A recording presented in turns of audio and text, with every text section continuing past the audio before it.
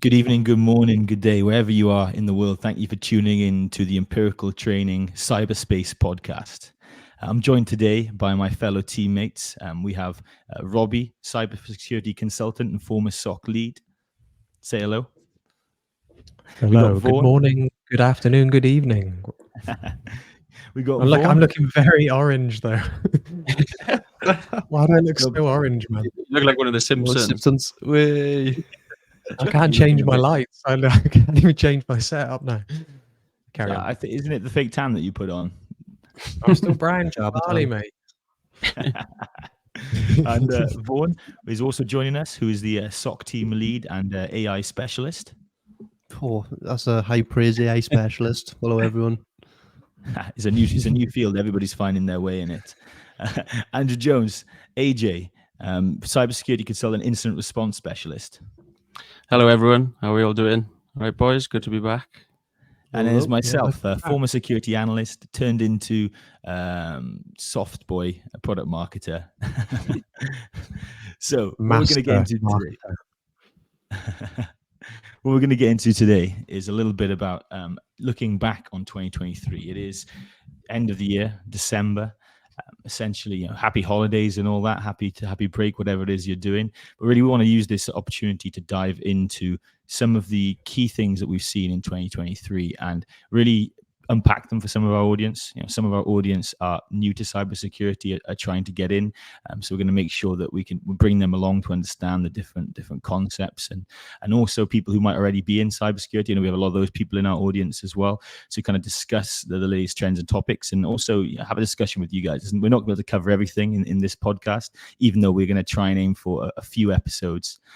So please engage with us. Let us know what we might have missed, and let us know what you think about the content we had, and it will maybe trigger a few extra podcasts. We can respond to them. So I want to start us off by going on for 0 days. But is there anything we want to cover first, boys? I was just going to jump in and say that we're still trying to figure this podcast out, the format, what we speak about, what our audience actually want from us. So yeah, like Josh said, just give us as much feedback as you possibly can. Don't be scared to comment wherever you're listening, or you can jump in and speak to us in the Discord and give us some constructive criticism. Say this was great, but what you guys could have done slightly better is, and then we'll take that on board and we'll work on it. This is the 5th podcast that we've ever done.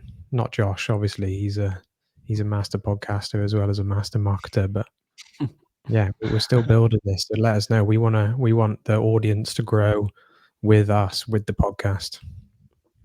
Yeah, no, thanks, Rob. And I think this has got to be valuable for people. We're not just here to have a chat. We're here to try and help people understand more about cybersecurity and ultimately get into cybersecurity roles. Whether you're coming from IT, whether you're fresh out of uni, whether you've circumvented uni, whatever it is, or maybe you're a little bit older and you're looking to reskill into an area that is super in demand. I'm in Australia right now on holiday, and hence the no mic stand if anyone's watching on the YouTube. But I keep hearing on the news them talking about immigration, and they classic news. Hey, we need to get immigration down, but they always say, but we need people from cybersecurity and people in healthcare. So it's nice to be wanted, and even though I'm not planning on moving here, it just shows the possibilities that are out there for anybody trying to get into the industry. It's probably also worth noting, Josh, that you're still working while in Australia, right? Yeah, I'm always working, Vaughan. But yeah, always hustling, baby. Yeah, it's been interesting keeping up with the usual demands of the job while here, but a challenge worth having. So yeah, how are you coping with that? Actually, before we get started, how are you coping with that? Yeah, it's fine. I mean, I work with the US and the UK mostly, so I get up early. I work with the US. I do a bit of work, then I go to the beach. I work on the tan, get the budgie smugglers on, and then come back in the evening, have a barbecue, and do some more work with all the meetings with the UK people who are just logging on for their work day. And your company's absolutely fine about being in another country and taking your laptop and working and as long as you're fulfilling your duties, everything's cushy, right? Yeah, absolutely. I mean, I think there is a limit as to how long you can work away before there's some tax issues that pop in. But yeah, I'm only working here for a couple of weeks before I go on a full holiday. So it's such a long way. It's great that my job's flexible enough that I can do that, and I can come here, get settled in, do a bit of work, and then begin the proper holiday. What Yeah, a it makes lovely sense. perk, eh? Yeah. I think it's one thing to note as well, before we're maybe going off a bit of a tangent, but just so people know that, yeah, remote working is amazing. I do it, but I know if there's people listening out there and you're just starting to get into cybersecurity, don't expect it straight away. It'll take a bit of time, but it will come, but don't expect it straight away. But it's a great thing, and you have to make sure that you're responsible when you're doing it, such as Josh. He knows where he is. He knows the work that he's got to do. You have to take it seriously because you don't have people looking over your shoulder. But yeah, it's a great benefit, but just don't expect it off the bat. And my laptop will be locked up in my family's house when I go traveling. It won't be coming with me. So yeah, there are certain precautions we have to adapt for. But 5 minutes in, I want to try and introduce the podcast, the topic for today, so we can get stuck into it. So year in review 2023, and we want to look at a few things here, and to make sure we can keep it consumable. The first thing we're going to look at are 0 days. So I wanted to begin the discussion by really setting the level of what is a 0 day.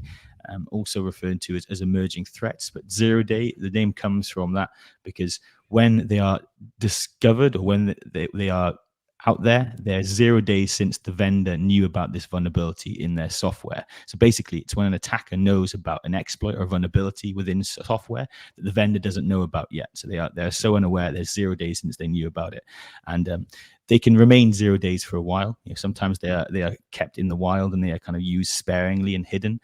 Eventually, security researchers or security teams might identify them as part of their threat hunting, and then they have to share the information with the vendor, most importantly, so that they can rectify it and remediate and patch, and also the security community, so that we can work and find and catch those. So there's also a darker element to it as well, to go along with the way you're saying, Josh. Like, you see some screenshots of some of these underground forums, and people claim to have 0 day exploits for certain servers and operating systems and all this sort of thing, and they're holding it for a pretty hefty price for some of them. That goes along with ransomware as a service and all that sort of thing, and having access into an environment. But some of these 0 days can offer prices of, I don't know, like 15 grand plus, a lot more depending on the severity and the amount of access it might have. yeah, that's a great point, and I think I open up to hear now why do they attach such a high price to them, and why do they sit on them and try and sell them rather than maybe use them themselves? I mean, from my point of view, maybe it's a case of they don't want to get their hands dirty themselves with actually conducting the attacks. They may be, I don't know, like security researchers. I don't want to say white hat, but maybe grey hat hackers that are kind of doing it for a job, but then maybe they come across something that is quite severe to a So degree. taking the heat off themselves a bit. Yeah, exactly. They know they can make a quick buck off it maybe, and again, it's sent over in cryptocurrency or something. It's not untraceable, but there's definitely ways you can get it in without opening yourself up for attack. Yeah, and I think they're- that, sorry. I was just going to say they're definitely skirting on the lines of their ethics and morals, aren't they? Because they may think that they're doing this great work, but then ultimately, if they're going to decide to sell that 0 day on the dark web at any point, then yeah, their ethics have been thrown straight out the window.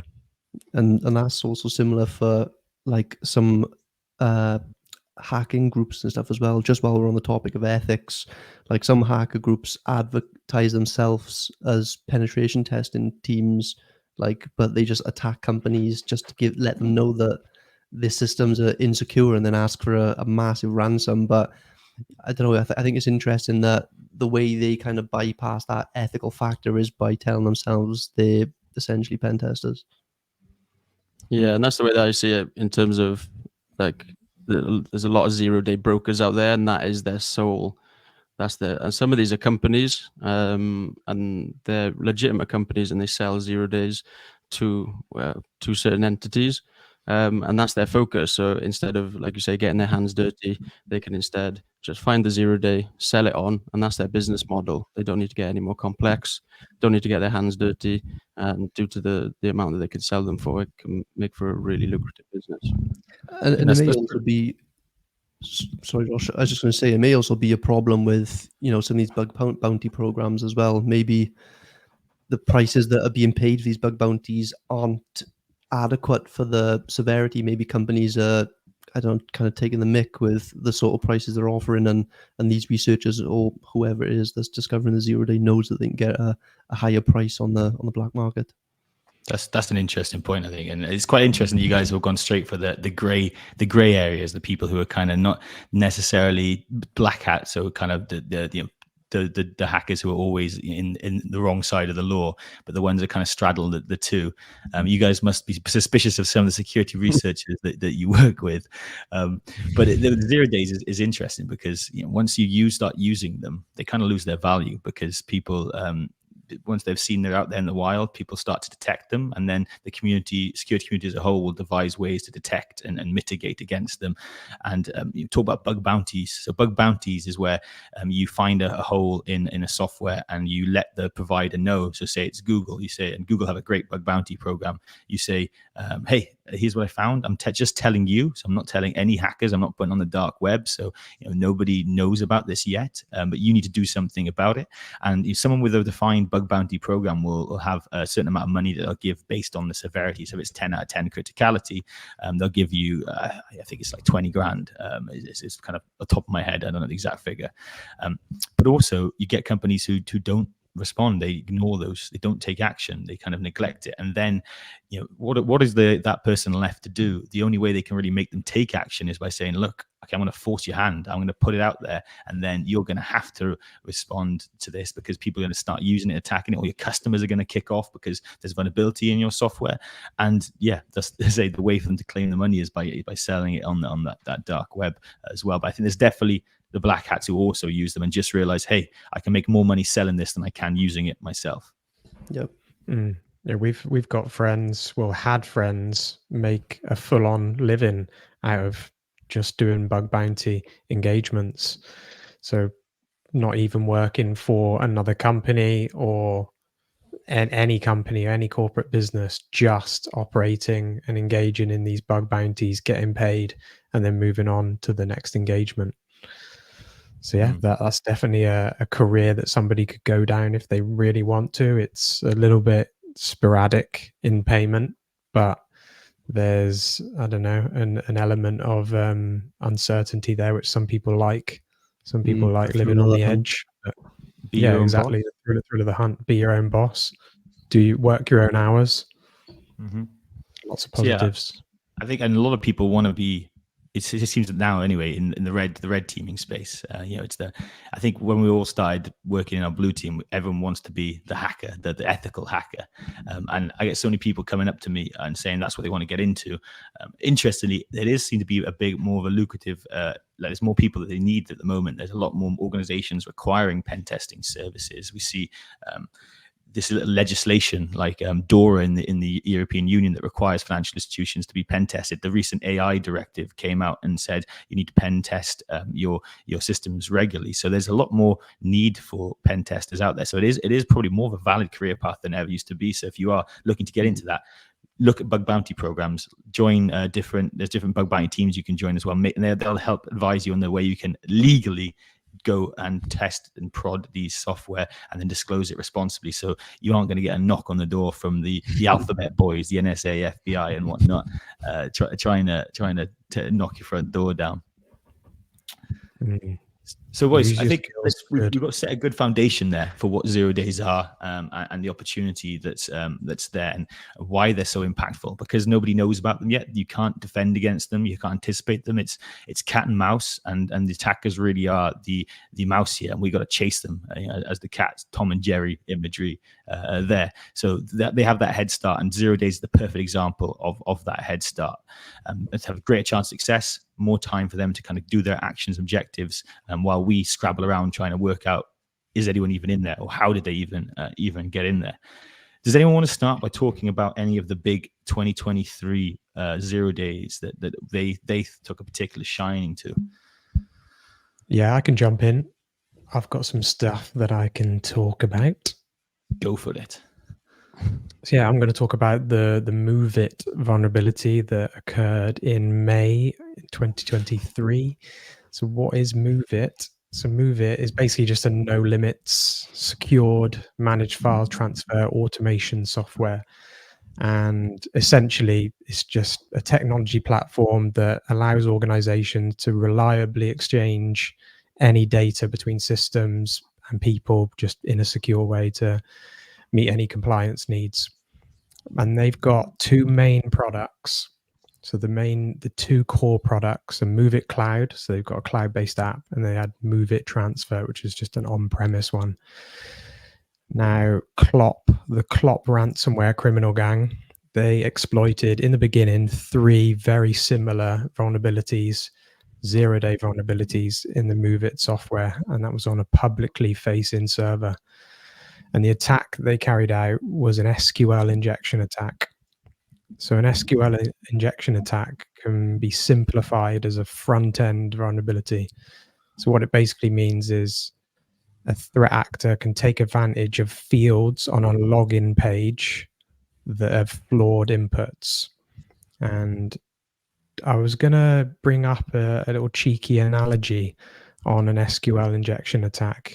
Well, Rob, I mean, I remember that being like one of the first instances I ever worked when I moved over to the network security team. Isn't SQL quite basic? Like, how has it been around for a while? Yeah, it's been around since there's been web servers, right? Yeah. And anytime somebody's building out a web application, if they're not carefully sanitizing the code that lives on that server, then they're always going to fall susceptible to somebody taking advantage of that misstep in programming. So to take me back to let's revert back to when I first met you, and you would teach me about these cybersecurity concepts. SQL, what is it, and what is an SQL injection?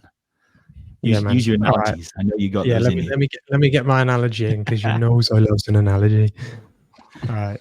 So an SQL injection attack is akin to somebody tampering with a mailbox to send false messages. So imagine a database as a mailbox where users drop off requests or queries like sending mail. So in normal operation, these requests are processed and responded to correctly.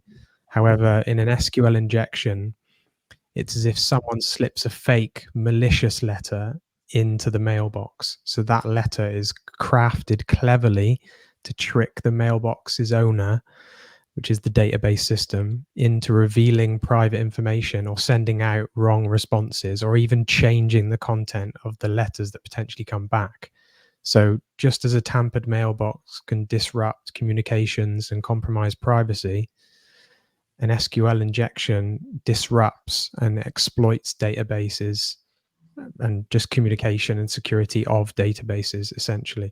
So someone can take advantage of a login field, craft a specific query to trick the back-end database into either disclosing information back, which can be useful for the hacker, or just completely giving them unauthorized access, which is on the other end of the spectrum. And that was what ultimately happened with the MoveIt 0-day vulnerability. They were able to do a bunch of things like extract data from the victim's database, or execute their own SQL queries, manipulate the data, modify or disclose in any of the database, and then ultimately they just gained administrative privileges, and then they were exfiltrating files, and then deploying their own exploits, and they deployed ransomware as well, which is one of the one of the objectives, the MOs. So just to make sure I understood your analogy right, is it like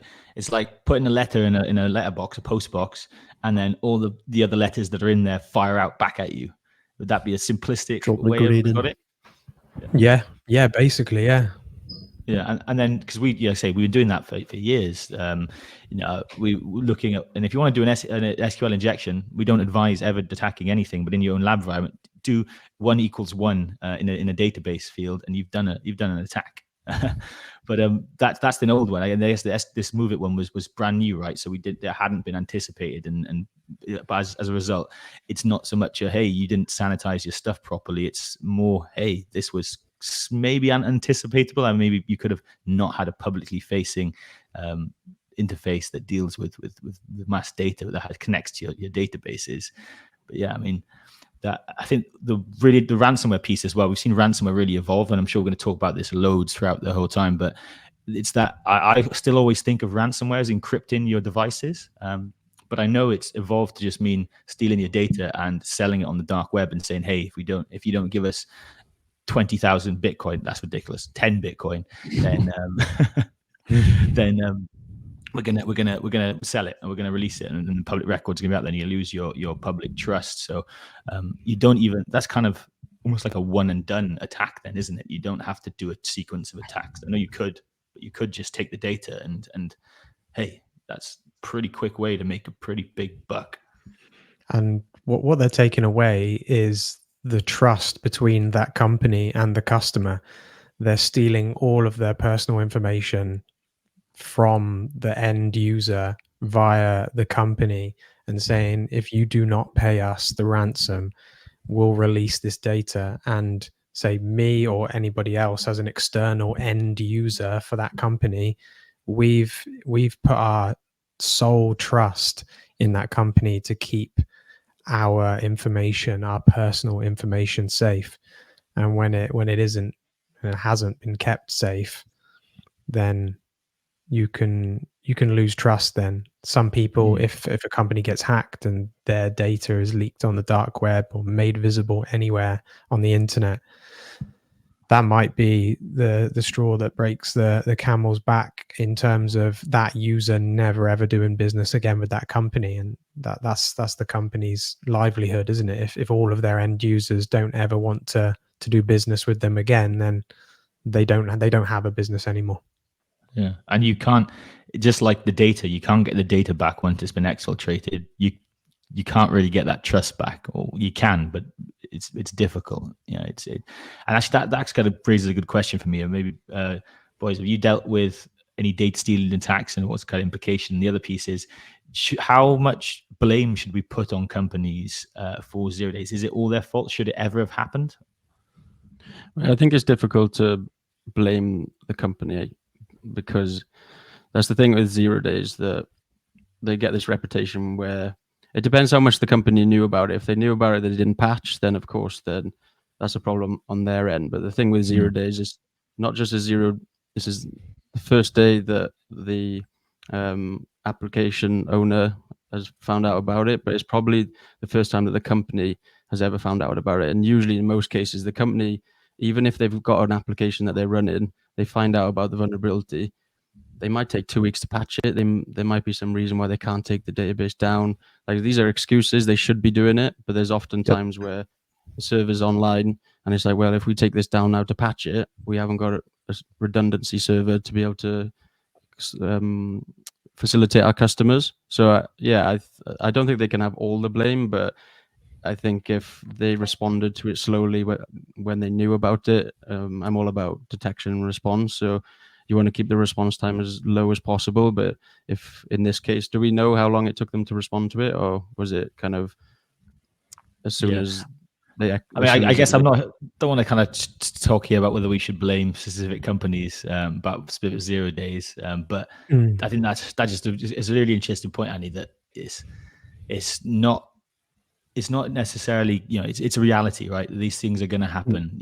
0 days are a consequence of people developing new technology and making advancements and innovations into how into their product, right? This Move It allows for mass data transfer, which is a service that so many companies need. It also makes it a really juicy attack vector because of how much data it has access to. But yeah, I don't think we should look to point any fingers here, but really just to have that discussion that it's a reality, and it's not about everyone should feel shamed for having a 0 day. You should just make sure you have a responsible and reasonable response to it, in order to take the appropriate action as and when you can, as quickly as you can, and as responsibly as you can. And there's probably a lot of stuff under the hood that they never even can talk about publicly as to what limitations might be in place that stop them deploying a patch quickly. But yeah, transparency is super important for me in these, and don't hide and run away from it. Yeah, definitely. The application owner, it's Progress that actually owns the software Move It. They publicly reached out and disclosed the vulnerability and patched it on their side. But yeah, it just further complicates things, because ultimately this was a supply chain attack, and I know that we're going to cover that in another section of the pod. But yeah, stay tuned for that. Yeah, very tricky situation for a vendor or just a company that takes that service from a third party. So you can indirectly be affected even if you don't have the software yourself in that company. But if you're doing business with somebody that has that software, then yeah, you can inherit a data breach, which is very, very unlucky. And a lot of companies were very unlucky. Yeah. And this is not there's not limited to Move It. We've shined a light on Move It first. It's probably one of the biggest ones of this last year. But I think as of right now, or the last time I checked, there's 69 current 0 days out there. So yeah, some big numbers. It's not the highest we've ever seen, but there, I think 2021 or 2022 was the highest. But I think it shows that there's a lot of 0 days out there. And Vaughan, I want to maybe level this one to you. Is it a consequence of that we're getting sloppier with our technology? Are attackers getting better? Why are our researchers getting better at detecting these things? And have we just had 0 days out there that we haven't noticed before? What do you think? Good question. Honestly, I think it's probably both. I think maybe people are not following secure coding practices to a degree. There's a lot of entrepreneurial companies out there. Maybe they're not following due diligence to get some of these things as secure as possible. And then that paired with the advancements in knowledge and open information for people to learn this stuff is not so, like, I'm sure many years ago you had to be in small circles to get this sort of information to do these sort of bug bounties. But now there's courses and courses on Udemy and YouTube just free for anyone. So definitely, I think with the exposure to knowledge and information and potentially poor coding practices probably go hand in hand here. Yeah, interesting. I think we have a lot of more conversation about it. We're talking about it now. I spend a lot of my time talking about 0 days. There's one, because they're super interesting and they get people's attention, but two, because if you plan to defend against 0 days, you're basically advocating for the kind of top level security strategy. So it's often a tool that I use to kind of get people to talking about their security strategy and how they can improve and build on where they are. I actually have a little bit of a problem with 0 days. I sometimes think they get too much focus. I know it's something that we're talking about, but often is the fact that companies and people, they'll be like 0 days, this is cool. But the baseline security fundamentals you need to have in place to be able to protect yourself I think is much more important than having, say, if you've got a company and you've got a team that are focusing on trying to find 0 days, but you don't have a security baselines in place, you don't have endpoint protection in place, then I think you're always going to lose regardless, even if you're catching a couple of 0 days now and again, That is a great point, because we definitely give a disproportionate amount of attention to sexy 0 days, for lack of a better word. But ultimately, they are one exploit, and Robbie's got one is a really good example of an exploit that actually can get you straight to the end objectives, can exfiltrate data straight away. But oftentimes, it's attack sequences, it's chains and sequences of exploits, of techniques, and one of them might be novel. It's very rare you're going to be able to. It's nation state territory to sit on so many 0 days. They can chain a complete one, and we probably won't see that until World War III. But it comes to mind. but it's old coming. vulnerabilities. It's still 2017, 2019 vulnerabilities that are allowing people to move along that attack sequence and get to that end objective. So, Yeah. any more comments before we move on to the next 0 day of choice? Yeah, just on that, Josh, I think you hit the nail on the head there with these older vulnerabilities. For anyone out there that wants to go and do a bit of a search just to kind of justify what we're saying, there's something called the Known Exploited Vulnerabilities Catalog by CISA. And if you can go on there and take a look, it essentially ranks the CVEs that were once 0 days that are being exploited actively in the wild. And some of the ones on there date back as far as 2019, 2017, and further. So yeah, like we're saying, it's not just these sexy 0 days that are being hit, but threat actors are using these older ones as well, mainly because they're not being patched. Yeah. That's a good point, because I think it's easy to kind of get lost in that, and also it's easy to look at your vulnerability scan reports and be like, we got to hit 90% patched, we got to hit 100 is probably unrealistic even for the best organizations. But actually, not all vulnerabilities are created equally. There are some which attackers really rely on, which are actively being exploited in the wild. Which are, if you're worried about ransomware, there are a few privilege escalation type vulnerabilities and lateral movement vulnerabilities that almost always come up in the ransomware kits. And if you've patched 99% of your vulnerabilities, but you leave those ones, you're actually a lot more vulnerable than the 99% would suggest. So something to bear in mind, and a great point to make in interviews, because I know that's a big part of our audience are looking to get into cybersecurity or move on. So I want to talk about the last 0 day we're going to go into real detail of, but I'm sure it will trigger more and more conversations, which is one that I got quite excited about, the libwebp module vulnerability. And AJ and I are in a group chat with some of our former colleagues, and one of them is a red team, and he was really excited about this one and shared it with us as and when it came out. And he just said very simply, and I'm jumping ahead slightly, but he said, upload image, view image, shell. So that when you can explain something that quickly and that impactful, you can see maybe a shell is being a backdoor access, a web shell. That gives someone full control over something. So that got me to actually, I was at a conference and it was just come out, and I shared it and said, hey, this could be the next Log4j. Log4j, for those who don't know, is like one of the most prevalent 0 day attacks. I think it was 2021, I believe. We're still talking about it now though, because it's Java. So anybody, millions and millions of devs use Java. It's in so many programs, and it's an open source module. So it was ubiquitous. Almost everybody had it in their web server somewhere, and which meant that the attack surface was massive. And so we saw loads of places get compromised with that. libwebp module is another module that's in Chromium-based browsers. So your Chrome, your Safari, your Opera, Edge, Microsoft Edge, pretty much any browser these days, apart from a few, is using that. And it's open source, and so anyone can use it and then build upon it. And it's a module that essentially translates or decompresses the image files, so that when you're looking at an image, it can make it really makes it really easy for someone to view it and view it in a kind of PNG type format. So that's just a file image type. And so what the vulnerability that someone found within here was to actually, I'm going to pause there. Did anyone have any interaction with that? Did you see any exploitations of that in the wild? Because I didn't, and I thought I would. Yeah, that's the thing. I never actually saw it come to light. It wasn't as bad. It didn't turn out as bad as what was initially expected. Am I right? Yeah, a lot of our Discord members were chatting about it when it first came out, and we was having some back and forths about its applications and potential patching and that sort of thing. But yeah, I never saw any big news about any active exploitations.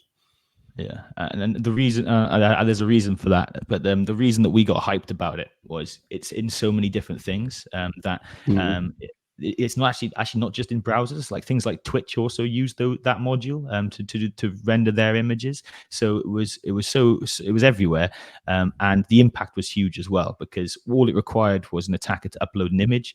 you might have restrictions on uploading files and your scripts because they're malicious, but an image is not normally malicious. And if you want to put your profile picture on a website, you've got to allow for image uploads. So it was very easy to upload this image, and then the image, to get a little bit technical, used a buffer overflow attack. So it used the heap memory, which is basically randomly allocated memory that says, normally the image would say, hey, you'll have this little piece of image, so this a certain length of data for the image, and it was able to escape that and flow outside of that, and basically flow into places where the code is executable. So images, they're just images. They don't run scripts or whatever. But if they can escape where the image was allocated, then they will move into places where the code was executable. And that's called the buffer overflow, where you kind of spill out of what you're allocated for. And here's the safe zone. You can be in here.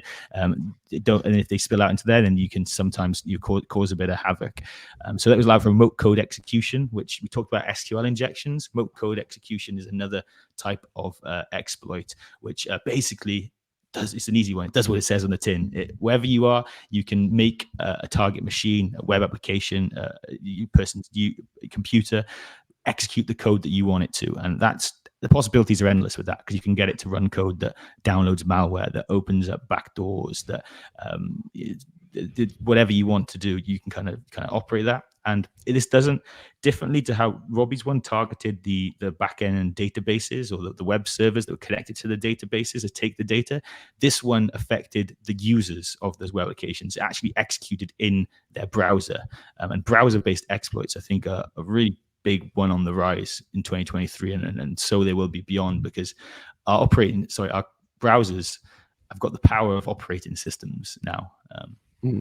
Which is crazy, but that's part of the innovation that we want. We want our browser to be able to do all this stuff. We don't have to install all the different plugins like we used to have to run RuneScape back in the day, or whatever it was.